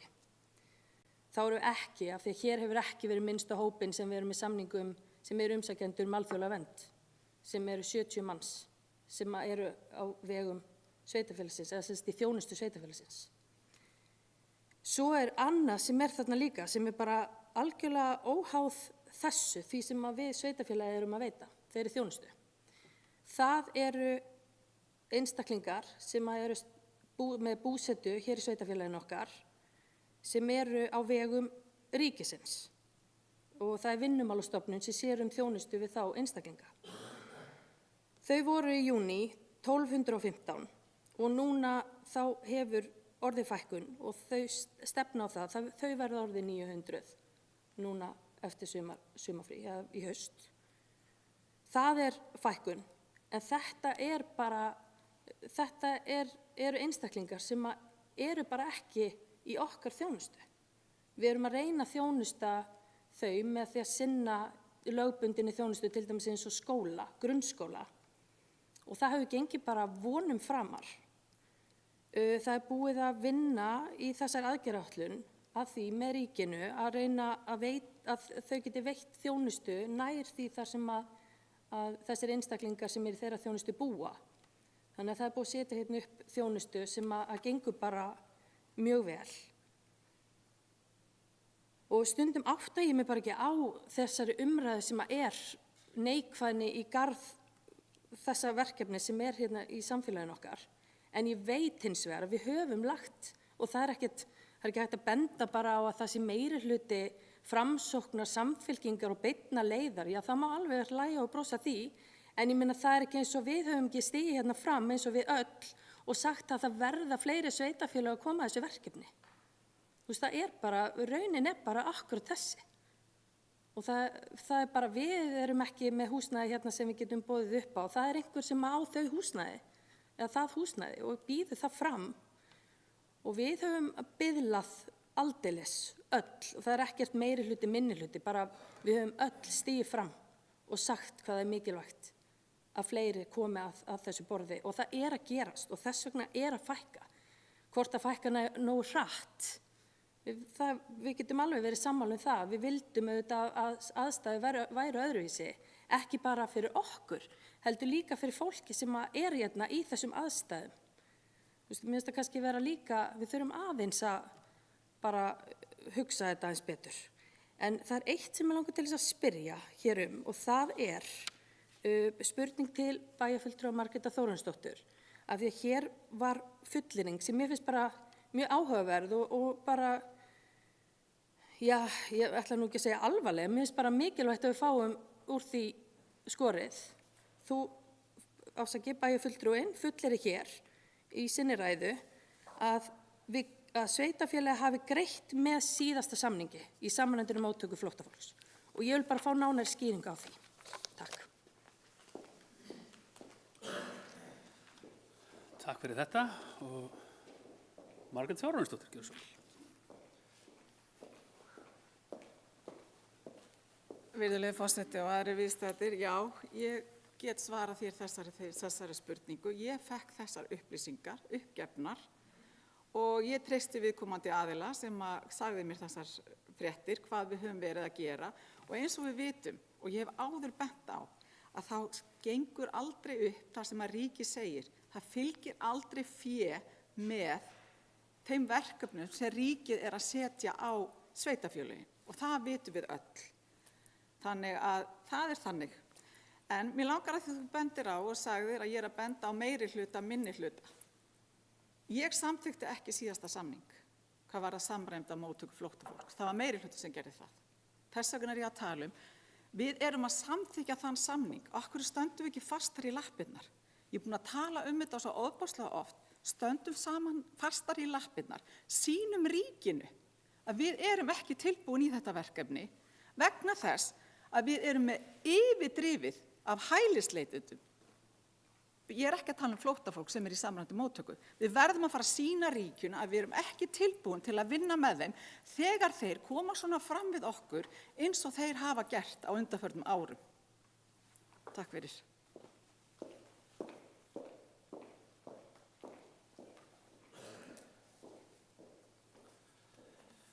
Takk fyrir þetta. Já, Kjartan Már Kjartansson, bæjarstjóri, gjörðu svo vel. Forseti, ágætu bæjarfulltrúar. Ég veit ekki alveg hvort að fólk gerir sér grein fyrir öllum hugtökunum í þessum hælisleitenda og flóttamannamálum. Umræðan er svolítið ruglingsleg, finnst mér, og ég held að það kunni að stafa því að fólk er ekki alveg að ná utan hvað er hvað í þessu. Ég ætla að reyna, ef ég má, með leyfi forseta, í örstuttu máli að útskýra þetta. Ekki síst fyrir þeim sem kunna að vera að fylgjast með þessum fundum okkar. En þannig er að hælisleitendum og flóttafólki má skipta í nokkra hópa og til einföldunar þá sé ég þetta fyrir mig svona að það eru landamæri og kennitala og jákvæð afgreiðsla sem svona skiptir þessu í tvennt. Áður en að kemur að afgreiðslu og kennitölu og landamærum þá ertu umsækjandi alþjóðlega vernd.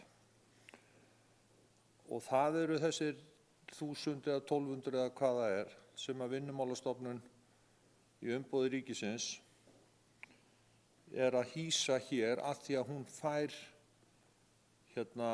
húsnæði á þessu svæði okkar, aðalega í einu hverfi bæjarins. Og það er algjörlega á ábyrgð og forsjá ríkisins, þar að segja Vinnumálastofnunar, að annast þennan hóp. Við hins vegar berum einhverja ábyrgð og skyldur á því að veita börnum úr þessum hópi skólavist og gerum það eins vel og við getum. Síðan ef að umsækjendum alþjóðlega vernd fær kennitölu og fær alþjóðlega vernd, þá fer hann yfir þessa línu sem ég hóf mál mitt á og verður þá í einhver tíma á meðan hann er aðlagast, þá er skilgreiningin á honum flóttamaður, honum eða henni. Þá er hann orðinn flóttamaður og hefur leyfi til að búa hvar sem er í landinu. Flestir velja, mjög margir eða mörg úr þeim hópi, velja að búa áfram í Reykjanesbæ af ýmsum ástæðum. Þar hafa þau kannski fengið húsnæði, kunna vel við sig og svo framvegis. Og segjum að sá hópur sé bara til einföldunar 100 manns, bara til einföldunar. Að 20 af þessum 100 þurfa meiri aðstoð af ýmsum ástæðum af því að þau kunni ekki á samfélagið, tala ekki tungumálið náttúrulega og líklega ekki ensku heldur og eru bara úr allt öðrum menningarheimi. Það eru þau sem að fá þá þessa samræmdu móttöku flóttafólks og ríki er að greiða fyrir. Við fáum borga fyrir að hugsa þessa 20 af 100. Hinir 80 eru bara að spjara sig nokkuð vel og þurfa ekki þessa sérstöku aðstoð. Og við erum ekkert að hugsa þau þannig. Þau leita bara til okkar eins og aðri bæjarbúar eftir alls konar þjónustu í skóla og velferðarþjónustu og hinu þessu og þeim er ótt að fara að vinna og þau hafa heimildi þess og spjara sig bara ágætlega. Þessi prósent sem koma í samræmdu móttökuna eru fjármagn, við fáum fjármagn frá ríkinu fyrir að sinna þeim sérstaklega vel. Ef að við semjum ekki það við ríkið, þá munu þau líklega áfram búa í sveitarfélaginu okkar og leita þjónustu hjá okkur án þess að við fáum greitt fyrir það af hálfu ríkisins. Með því að minnka þennan samning, eins og nú er verið að horfa til að verði gert, þá er fólk og þá er kerfið 20 flytja eitthvað annað það sem þeir geta fengið þjónustuna en samt innan Íslands. Ef að þau gera það ekki, þá bara eru þau áfram íbúar í sveitarfélaginu, íbúar í vandræðum sem hefðu þurft meiri þjónustu, hefðu þurft meiri stuðning, en þau eru hér, þau eru komin með kennitölu, þau eru komin yfir strikið, þau eru komin yfir línuna, yfir landamærin, eru annar íbúi en þurfa sérstaklega þjónustu sem ríkið greiði fyrir. Og með því að segja nei við því og ekki að sinna þeim, þá fáum við þau bara væntanlega til okkar í kerfið okkar með mikla stuðningsþörf og mikla stuðningsþarfir og hjálpar þurfi án þess að við fáum greitt fyrir það.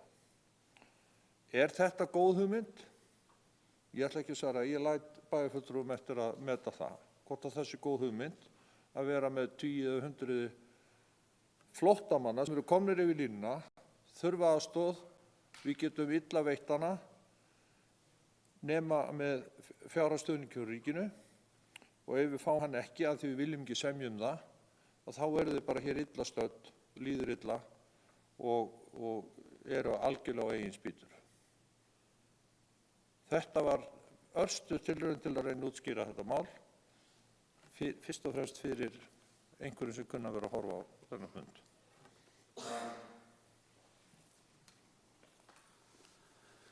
Orðið er laust. Hjörtur Magnús, gjör svo vel.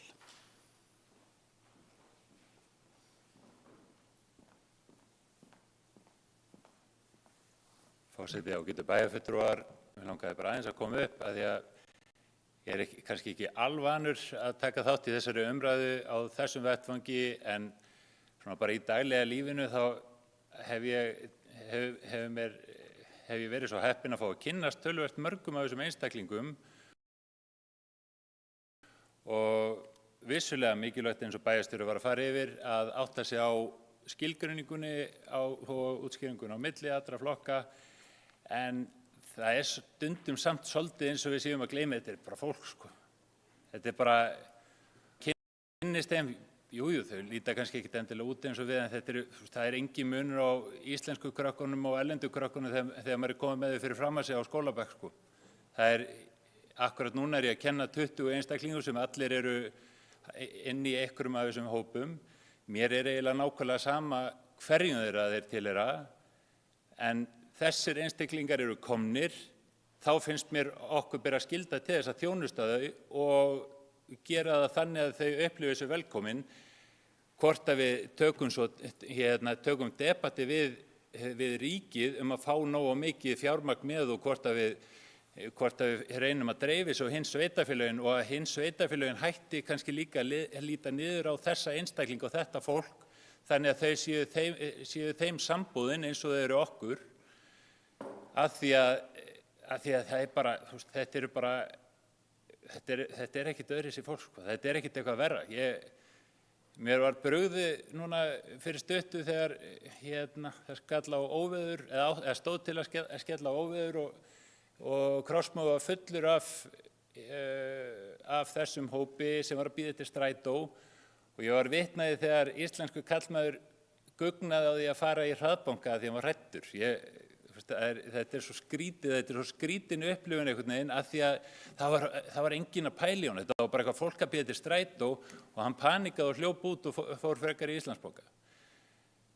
Við verðum að gæta þess að taka umræðuna á réttum stað og á réttum forsendum þannig að alveg eins og bæjarfulltrúi Margrét Sanders talaði áðan, við megum ekki vera gagnrýna háa sveitur að því að fólki tekur því persónulega. Þetta eru líka bara persónur, sko. Þetta eru líka eins og bæjarfulltrúi Halldóra var að tala áðan.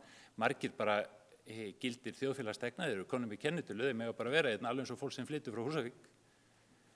Það þetta kannski að einhverju leyti á manneskjulegan hátt og gagnrýnum ríkið hvað var það fjárhaginn, ekki það sé svo hræðilegt að það sé fólk að koma til okkar.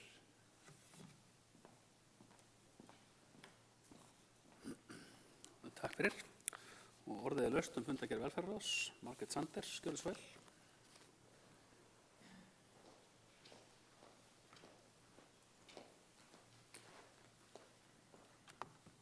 Forseti, bæjarfulltrúar, góðir gestir. Ég held að flestir hérna inni af bæjarfulltrúum skilji vel munin á samræmdri móttöku og svokölluðum hælisleitendum eða þeim sem eru að sækja alþjóðlega vernd. Það samt oft í daglegu tali talað þetta sem flóttamenn og það verið að reyna að súmera þetta upp kannski af því að þetta óþjált að vera með þessar löngu málsgreinar. Ég hef verið ánægð að hluta til varðandi samstöðu okkar hérna í bæjarstjórninni að við viljum fækka þeim sem eru umsækjendur alþjóðlega vernd almennilega og að Vinnumálastofnun sem við höfum verið að vinna mikið með og ráðuneytið sem er með þennan málaflokk að þau hætti að leigja þetta mikið á húsnæði hér og byggja undir hælisleitendakerfið. Ég held að allir skilji mig þó ég segi ekki alltaf fólk sem að sækja alþjóðlega vernd, að það verði ekki hér einhverja flóttamannabúðir fyrir þá sem að sækja alþjóðlega vernd. Það aldrei gott og það eru mismunandi menningaheimar sem að koma og þegar við erum að setja alla á eitt stað að þá erum við í rauninni að bjóða hættunni heim. Það sem kemur aftur á móti óvart í þessari umræðu sem hér núna á bæjarstjórnarfundinum, það er þessi persónugerðing á fólkinu. Það enginn efast að svipa hlutfall þessara fólks eins og Íslendinga eru bara ágætis fólk. Við getum aldrei sagt 100%. En það allstaðar svarti sauður og auðvitað hjá þeim líka. Aftur á móti vil ég nefna það hér, þegar við erum að tala útlendinga og Íslendinga, að þar erum við algjörlega á villigötum. Vegna þess að Reykjanesbær hefur tekið gríðarlega vel á móti þeim sem eru á erlendu bergi brotin og eru hér í starfi og í daglegu lífi taka þátt, að það tekið eftir í öðrum sveitarfélögum. Og okkar fólk hefur farið á ýmsa staði og verið með fyrirlesara þar sem að segja frá því. Það bara allt annað kerfi. Við erum að tala alþjóðlega vernd og samræmda móttöku og þá kem ég að samræmdri móttöku.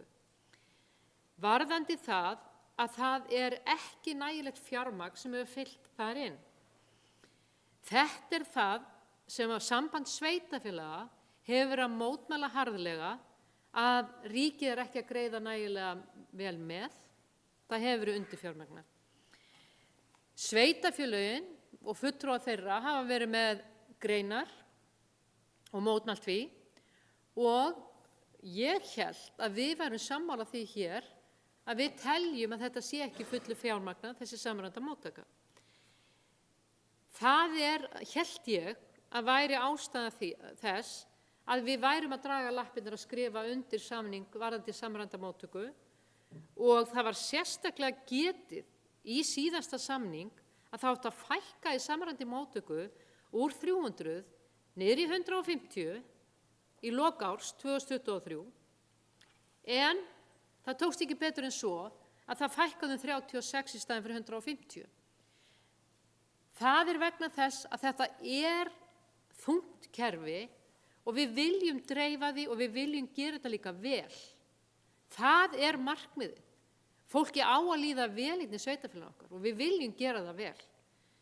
Og þess vegna mikilvægt að samningur sem slíkur, að við séum með eðlilegan fjölda og það skrítin staða fyrir sveitarfélagið að ef við förum eftir kenningum bæjarstjóra að leiða þeir fá kennitölu og eru þá bara fullgildir og geta valið hvar þeir búa, að þá fara þeir bara sjálfkrafa í greiðslu frá ríkinu og í samræmda móttöku. Ég allavega hef hort á þannig og ég hef skilið þessa fundi sem við höfum átt með Vinnumálastofnunum og fleirum og ráðuneytinu að menn eru að reyna að stýra þessu meira.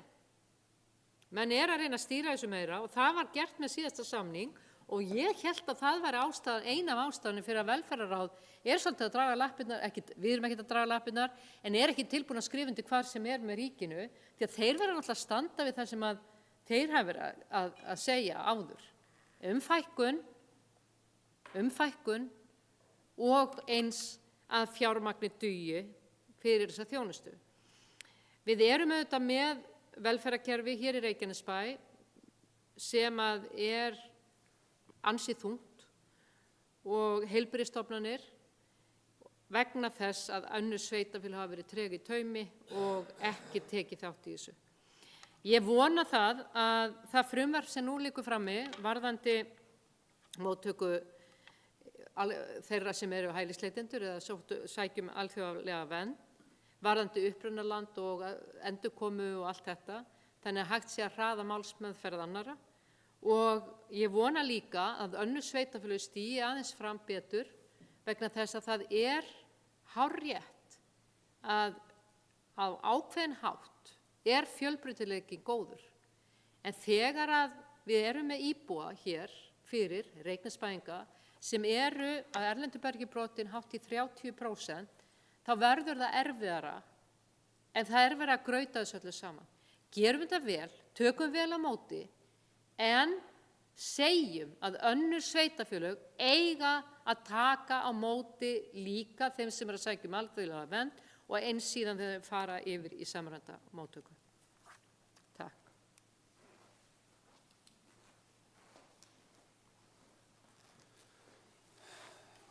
Kjartan Már Kjartansson. Forseti, ágætu bæjarfulltrúar. Íbúar Reykjanesbæjar á erlendu bergi eða með annað þjóðerni heldur en íslenskt eru 33% núna. Það akkúrat 1 af hverjum 3. Það svona til upplýsingar fyrir bæjarfulltrúa. En sko það eins og þetta horfir mér, þá getum við sagt við ríkið, við ætlum ekki að taka neinn í samræmda móttöku. Sagt bara nei. Það einn möguleiki. En það sem ekki trygging í því að það fólk sem annars væri í samræmdri móttöku og í sérstakri þjónustu hjá starfsfólki Reykjanesbæjar, að það fari eitthvað annað.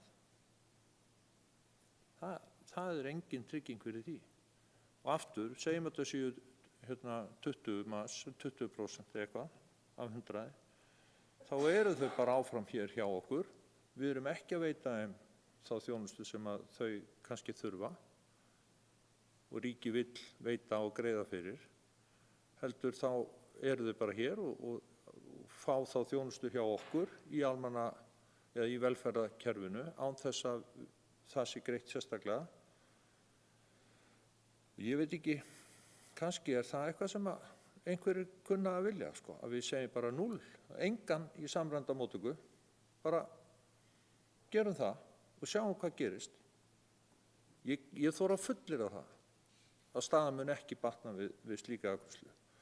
Þannig að allt tal fækkun fólks í samræmdri móttöku felur í sér annað að tvennu.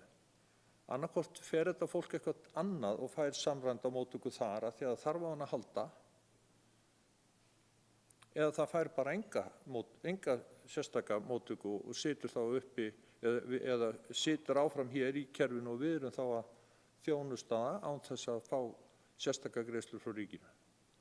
Öðruvísi ekki hægt að fækka fólki í samræmdri móttöku. Á meðan að straumurinn svona mikill til landsins og á meðan að verið að afgreiða fólk sem eru umsækjendur alþjóðlega vernd, afgreiða þau yfir línuna, veita þeim heimild, veita þeim alþjóðlega vernd og kennitölu og búseturétt í landinu okkar, og þá verður þessi hópur alltaf til staðar. Og það alveg sama þó við stingum höfðun í sandinn og neitum að sinna honum, að hann verður áfram til staðar. Hún mun bara líða verr, það mun bara taka lengri tíma fyrir hann að aðlagast íslensku samfélagi og það mun taka lengri tíma fyrir börn og aðra að fá þá þjónustu sem að þau eiga rétt á og þurfa. Og ríkið tilbúið til þess að borga fyrir. Örugglega ekki nóg, ég skil það alveg, við viljum að fá meira fjármagn frá ríkinu, En höfum hina sviðsmyndina í huga, hvað getum við gert? Við getum bara sagt nei og þá hópurinn bara hér staddur í sveitarfélaginu okkur og við höfum ekkert með það að gera.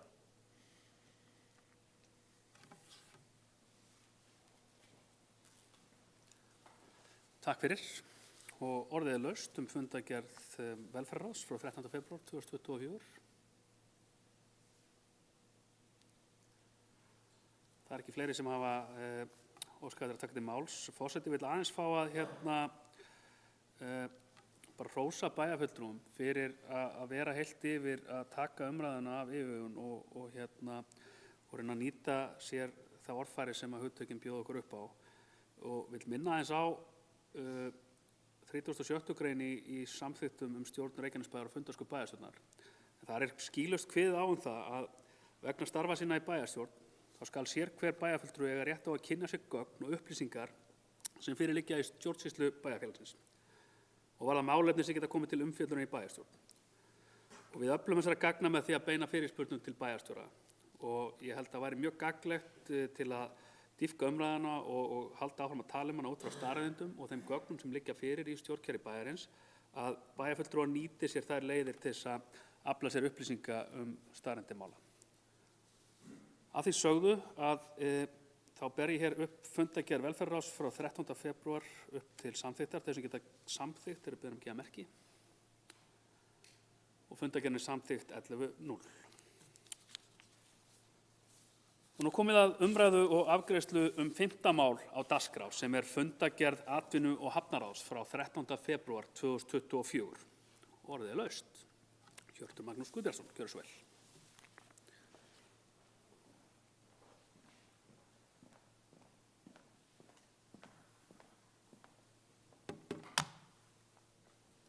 Forseti, ágætu bæjarfulltrúar, ég kem upp til að fara yfir fundargerð fundar atvinnu- og hafnaráðs Reykjanesbæjar en farið var yfir ársreikning Reykjaneshafnar árið 2023 og má segja að það séu góðar fréttir því eftir margra ára þrautagöngu rekstur félagsins loksins komin á betri stað og þrátt fyrir fjármagnsgjöld upp á 94 milljónir skilar reksturinn nú rúmum 14 milljónum í hagnað. Skuldir félagsins eru 1 milljarður króna sem félagið ber vel þrátt fyrir að fjármagnsgjöldin hafi verið íþyngjandi undanfarið í þessum rekstri eins og öðrum. Til marks það var EBITDA 148,8 milljónir á síðasta ári en hafði hækkað úr 122 milljónum árið á undan og þar áður 56 milljónum. Fulltrúar atvinnu- og hafnaráðs verða viðstaddir hafnasambandsþing sem haldið verður á Akureyri í október en þingið haldið annað hvert ár og mikilvægur samvinnuvettvangur allra hafna og hafnastjórna landsins. Ráðið tók svo ákvörðun að endurtaka útboð dýpkun Njarðvíkurhafnar að hluta og gera má ráð fyrir að útboðsgögn verði ítarlegri sem vonandi hefur betri verði í för með sér í komandi útboði. Dýpkunin fyrsta skrefið í vegferð að gera Njarðvíkurhöfn að alvöru lífhöfn og á sama tíma að útbúa alvöru aðstöðu fyrir Landhelgisgæslu Íslands sem hefur boðað komu sín í höfnina sem danskir sérfræðingar í upphafi 20. aldar kölluðu besta hafnarsvæðið á Suðurnesjum. En svo alltaf allt best í Njarðvík. Gerð atvinnustefnu Reykjanesbæjar miðar vel og hefur ráðið í heild unnið hana í sameiningu og hefur verið að hittast núna á reglulegum fundum og vonast eftir því að vinnan klárist núna á allra næstu vikum þannig að við getum farið að bera hana undir nefndir og ráð. Samráðsnefnd þróun hafnarsvæða að leggja drög að heildarskipulagi fyrir allt svæðið í kringum Njarðvíkurhöfn. Þess að ég held að eigi eftir að koma eitt af okkar helstu vaxtarsvæðum í atvinnulífinu í framtíðinni. Það eru mjög spennandi hlutir sem eru strax byrjaðir að koma fram með uppbyggingu á svæðinu. Sviðsstjóri atvinnu- og hafnaráðs mun sitja aðalfund Cruise Iceland en hann hefur unnið að í undanfarin ár að kynna Keflavíkurhöfn meðal annars í gegnum Cruise Iceland sem spennandi kost fyrir skemmtiferðaskip. Lóðarhafar á Fitjabakka 8 óskuðu eftir árslengingu og frestum í undirrituðum lóðarleigusamningi og það var auðsótt og samþykkt. Svo langar mig að lesa svipað eins og hefur svo sem verið gert hérna áður en á aðeins öðrum forsendum. bókun undir lið 12 orkuöryggi á Suðurnesjum. En þar stendur atvinnu- og hafnaráð lýsir miklum áhyggjum að því öryggisleysi sem íbúar og lögaðilar á Suðurnesjum búa við í orkuafhendingu á svæðinu. Á nýliðinni helgi brást afhending á heitu vatni til notenda með tilheyrandi erfiðleikum þegar eldumbrot tóku í sundur heitavatnslögn frá Svartsengi til svæðisins. Í 4 sólarhringa var svæðið heitavatnslaust og var orðið kalt í híbýlum íbúa áður en heitavatni fór að streyma að nýju. Á tímabili leit út fyrir að viðkomandi ástand gæti orðið mun lengra en vegna útsjónarsemi og ósérhlífni ábyrgðar og viðgerðaraðila var raunin önnur. Eiga þeir miklar þakkir skildar fyrir það starf en þessi atburður sýndi svo munaði hve orkuafhending á Suðurnesjum ótrygg. Ekki bara í heitu vatni heldur þessi staða líka möguleg í afhendingu á rafmagni og köldu vatni. Atvinnu- og hafnaráð hvetur til þess að bæjarstjórn beiti sér að festu í að tryggja orkuöryggi til og innan svæðisins í framtíðinni svo sambærilegt ástand og var síðustu helgi skapist ekki aftur. Mig langaði að ítreka þessa bókun í okkar allra í ráðinu hérna sérstaklega að því að orkumál skipta svolítið miklu máli þegar talað atvinnumál og ég veit að þau fyrirtæki sem hafa hugað að því að koma hingað, þau hljóta að hugsa sér tvisvar þegar svona möguleikar komu upp, þannig að við þurfum að ganga úr skuggum að öryggi sé sem tryggast og kannski að vekja umræðuna að því að á sama tíma og þetta var að gerast fengu við tilkynningu að loksins væri Suðurnesjalína 2 að koma í sömu spor og Suðurnesjalína 1 sem gæti alveg eins farið undir hraun. Þannig að mögulega þurfum við líka að ræða aðra kosti í framtíðinni en akkurat þennan sem búin að vera í umræðinu í fjölda ára og ræða það með opnum huga hvort það séu aðra leiðir til að færa orku inn til svæðisins líka. Að lokum að farið yfir drög að frumvarpi til úthlutunar úr þrotabúi Norðuráls Helguvíkur ehf. Og mig langar að segja að það kominn tími til. Þannig að mögulega förum við núna loksins að sjá ykkur pening og getum þá lokað þessum kafla í sögu Reykjaneshafnar. Kærar þakkir fyrir og orðið laust fundargerð atvinnu- og hafnaráðs frá 13. febrúar síðastliðnum. Þetta allt í góðu, ég alveg rólegur, Það ekki fleiri sem óska eftir að taka til máls. Þau sem samþykkt geta fundargerð atvinnu- og hafnaráðs vinsælast beðin að gefa merki. Og fundargerðin samþykkt 11:0. Og nú vindum við okkur í 7. og síðasta mál á fundadagskrá, en það fundargerð menntaráðs frá 16. febrúar og orðið laust. Sverrir Bergmann Magnússon, gjörðu svo vel.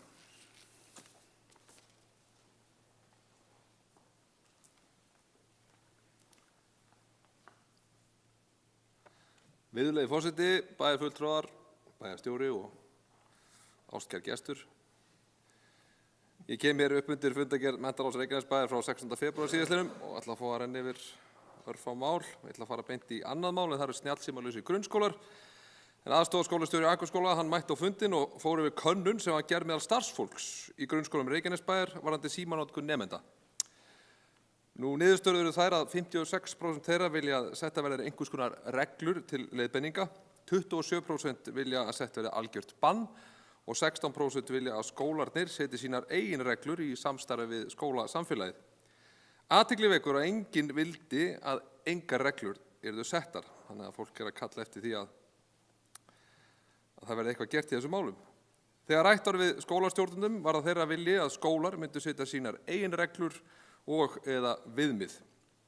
Við vil taka það svo fram að mennta- og barnamálaráðuneytið hefur í hyggju að gefa út leiðbeinandi viðmið farsímanotkun barna í grunnskólum sem verður unnin í víðtæku samráði við alla innan skólasamfélagsins og beðið verður eftir þeim viðmiðum áður en þetta mál verður unnið áfram, en þau eru víst væntanleg. Svo er það þriðja mál, nafn á nýjum leikskóla í Hlíðarhverfi, en leikskólinn Garðasel mun flytja starfsemi sína í nýtt húsnæði veturinn 2024. Nýi leikskólinn verður staðsettur í Hlíðarhverfi í Reykjanesbæ og stendur við Skólaveg og Asparlaut. Í nýju hverfi þar sem göturnar heita allar eftir laut. Grænn litur og lerki munu einkenna skólann að utan og einnig munu áhrif sjást vel að innanverðu. Þau áhrif öllu heldur. Hugmyndin hjá arkitektum að skapa náttúrulega og ónotalega stemningu í húsnæðinu sem minnir á þá fegurð og andrúmsloft líkt og skapast inn í skógi. Náttúrulegi litir sem finnast í skógi munu skapa þetta rólega og fallega andrúmsloft bæði hjá starfsfólki og börnum. Starfsfólk, börn og foreldrar fengu tækifæri til að koma með hugmyndanafnið fyrir þennan glæsilega skóla og fjöldamargar tillögur bárust til skólastjórnenda.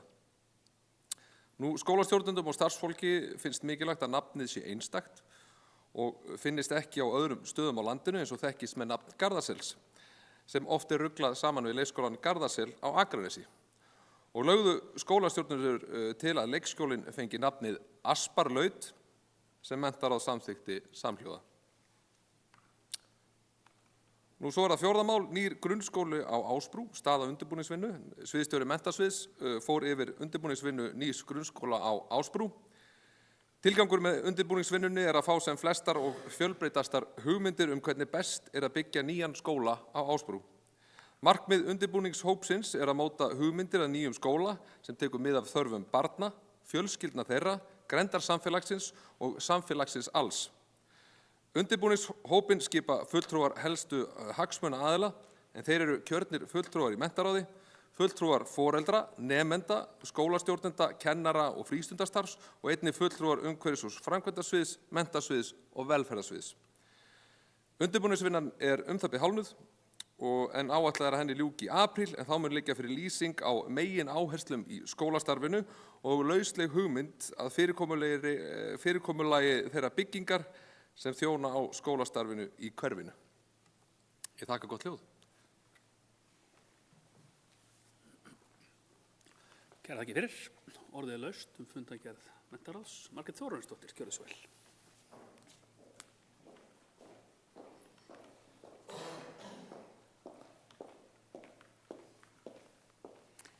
Virðulegi forseti og aðrir viðstaddir. Ég kem undir lið 1, framkvæmdir á menntasviði. Umboð telur að endurskoða þarf fjárfestingaráætlun ársins vegna Stapaskóla. Ekki var gert ráð fyrir fjármagni í 3. áfanga Stapaskóla enda mikla framkvæmdir vegna fjárfestingar þegar í gangi í tengslum við endurbætur í Holtaskóla og Myllubakkaskóla. Aðstæður í bæjarfélaginu okkar hafa þó verulega breyst á fyrstu vikum þessa árs. Fjöldi Grindvíkinga hugar að búsetu hér á svæðinu. Því miður innviðir bæjarins þegar komnir að þolmörkum og ljóst að hraða þarf vinnu við styrkingu innviða til að geta tekið á móti nágrönnum okkar sem hér vilja búa. Enn meiri þörf á rými í leik- og grunnskólum vegna aðstæðna í Grindavík. Nú þegar 120 Grindvíksbörn í skólum og leikskólum Reykjanesbæjar og tæpur tugur barna 2 ára og eldri að bíða eftir leikskólavistun. Auka þarf fjármagn í fjárfestingar svo hægt sé að hraða framkvæmdum, jafnvel með lántöku. Einnig mætti athuga möguleika á færanlegum einingum til viðbótar við þær sem þegar til staðar svo hægt sé að mæta þeirri þörf sem nú. Og umboð vill lýsa ánægju með nýráðningar á umhverfis- og skipulagssviði sem að skila sér í betri eftirfylgni og greina góðar upplýsingar stöðu verkefna sem í gangi eru. Ég óska að þetta verði bókað. Takk. Kærar þakkir, Margrét. Orðið laust fundargerð menntaráðs frá 16. febrúar.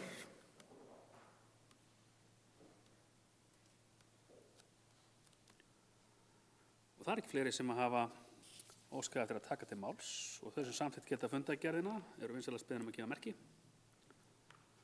Fundargerðin samþykkt 11:0. Og þá mælendaskrá tæmd og ekki fleira sem á dagskrá þessa fundar. Og nú fundargerð yfirlesin og undirrituð rafrænt í samræmi við fundarsköp bæjarstjórnar og ég segi hér með 670. fundi bæjarstjórnar Reykjanesbæjar slitið.